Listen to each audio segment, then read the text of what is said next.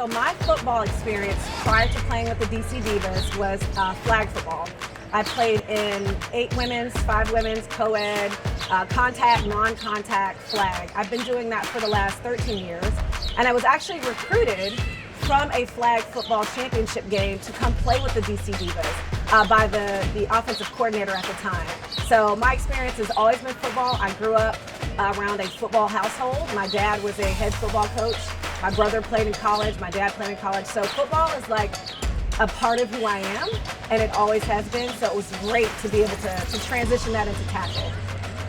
So before joining the Divas, I grew up with my brother and I played neighborhood ball. We played everything together, and football was one of those sports that we also did. I was the only girl.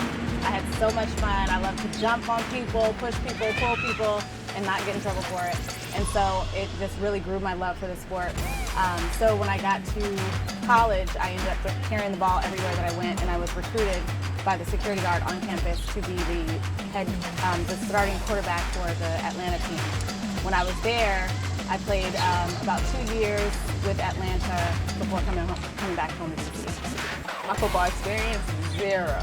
Yes, so joining the DC Divas in 2015 was my first time ever playing football.